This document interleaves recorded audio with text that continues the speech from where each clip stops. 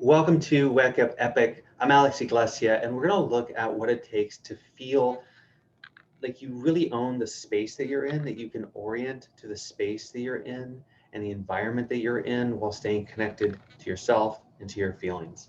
This is also the 36 hexagram, which means that there's some specific themes that are embodied here.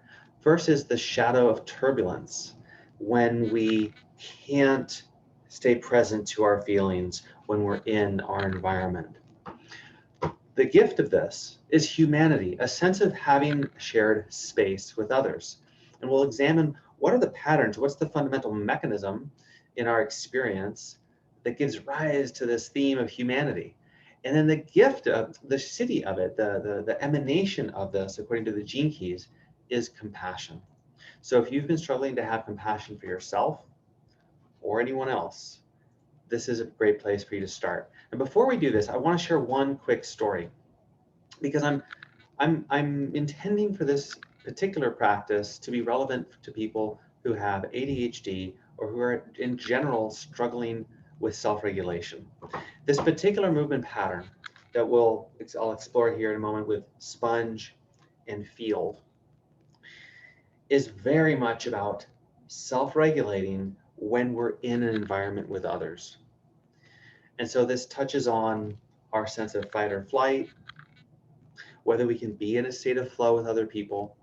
And this movement, these two simple movements, will give you a way to practice them, to strength train them, to expand your window of tolerance, to stay present with what's going on for you, with others, with different environments, in a way that's super gentle and gives you a lot of benefit quickly and over time. So here we go.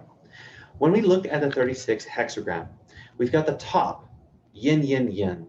That says for our bodies to come back into self and down and narrow.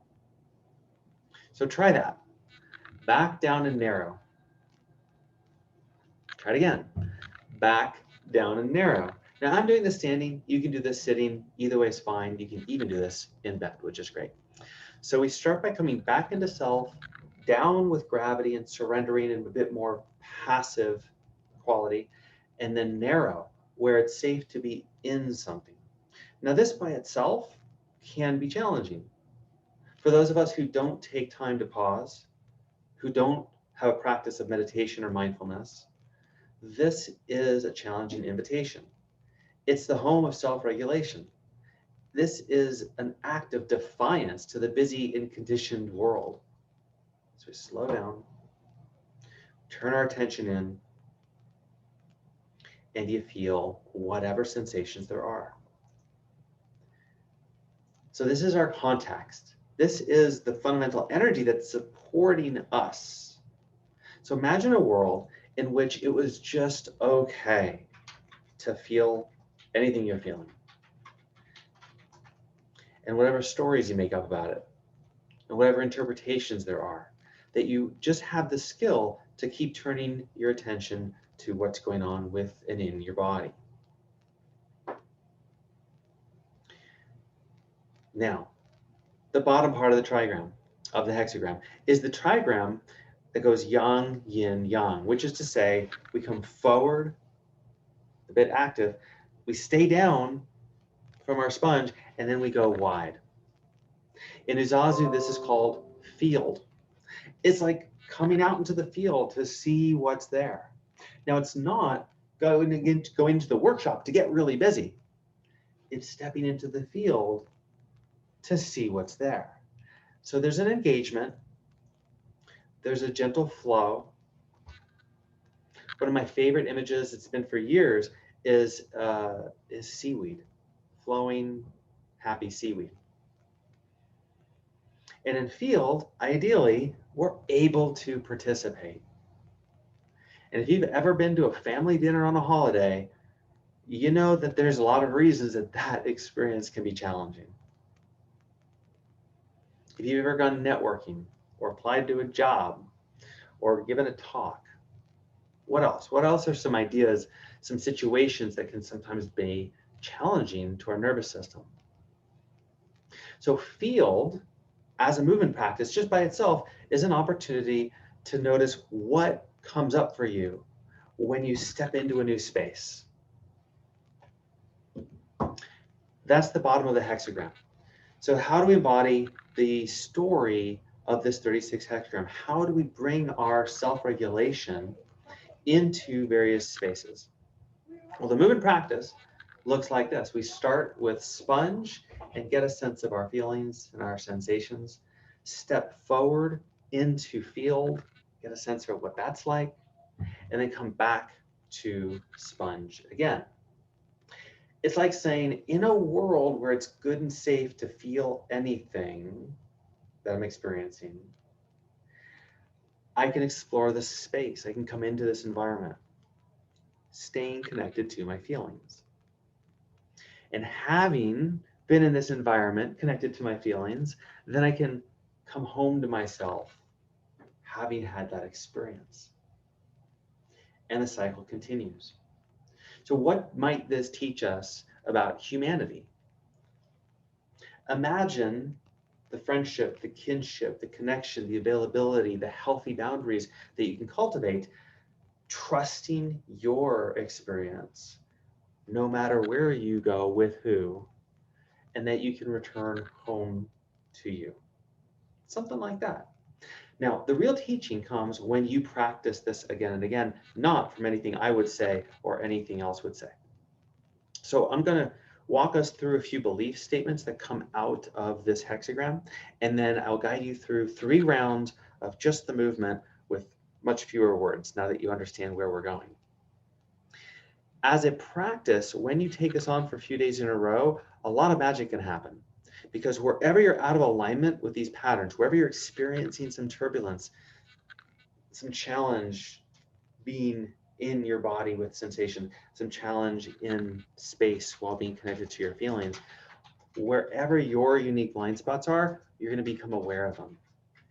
Now, just so you know, a little warning, it's not that things get more challenging, it's that you become aware of the patterns that are going on unconsciously. And sometimes that's a little bit turbulent. We want to bring, in this case, some compassion to your humanity. Now we'll take a side step. There are 4 fundamental belief statements that come out, that are expressed from this hexagram. I'm going to go through them in a way that you can feel them and start to integrate them. And that makes your cognition possible. That lets you see patterns in the world and in yourself. So a lot of benefit can come from just starting to integrate these key beliefs. And then we'll come back and we'll do a last round of embodiment. Are you ready? Now, while you can do tapping, and I do that with clients and groups to help regulate the emotions, I'm going to invite you just simply to bring a hand to your heart and a hand to your belly. This is nurturing. This is an experience of sponge, and this directs our attention to what's going on in our body. Next, notice your breathing. These 4 beliefs are about orienting to your space and environment while staying connected to your feelings. So as I say them, notice your body, notice the response in your body, and that's all you have to do. For a little extra benefit, repeat the statement so that you use your mouth and your words and your listening and your sensations to create a feedback loop of benefit. Here we go. I can easily orient myself, and I can be present to the space and the context that I'm in.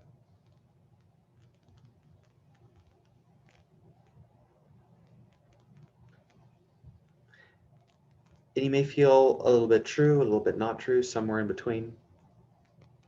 Number 2, I feel safe and relaxed within any environment or social situation.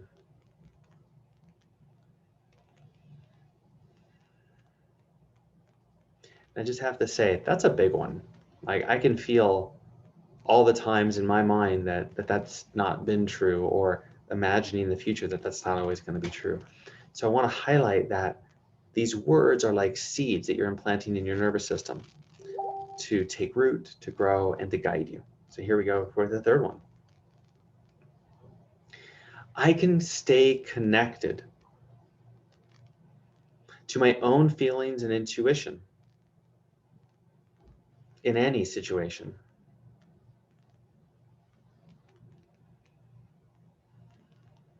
Last one. I feel comfortable and easygoing in social situations and settings.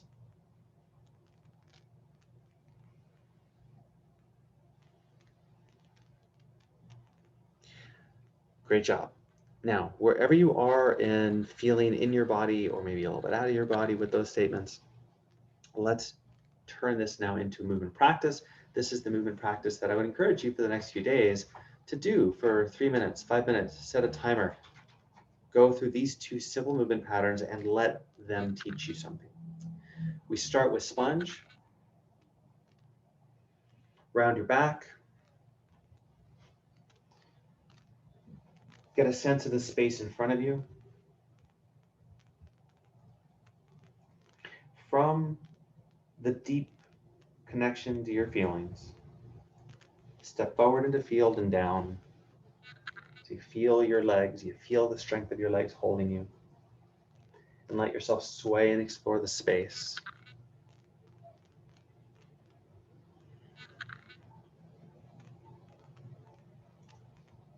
Then come back to sponge.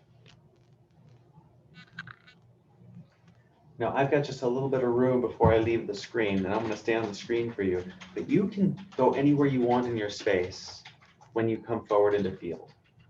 So in this world of being connected to your feelings, I step into the environment.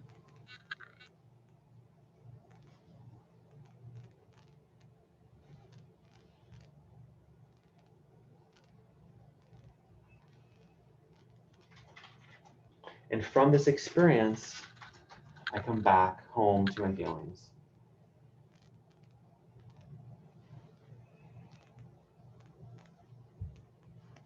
One more round together. From being connected to feelings,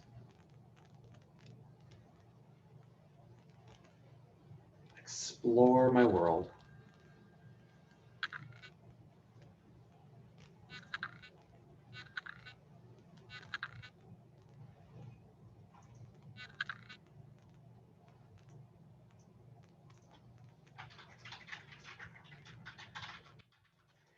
From this exploration and adventure, I return home.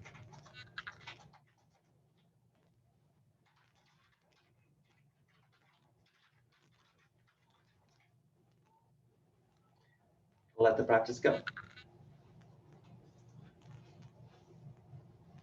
So in there, we're actively seeking, welcoming, embracing whatever turbulence is there. And in that flow are lessons about compassion. Compassion for self as you come into other experiences with other people. Compassion for other people as you're able to stay connected to yourself. I think if you play with this, you'll really start to open your window of tolerance for what's challenging and what's good. So may this practice be a great blessing for your life. Let me know how it goes. Add any comments or questions down below. And as always, thank you for being epic.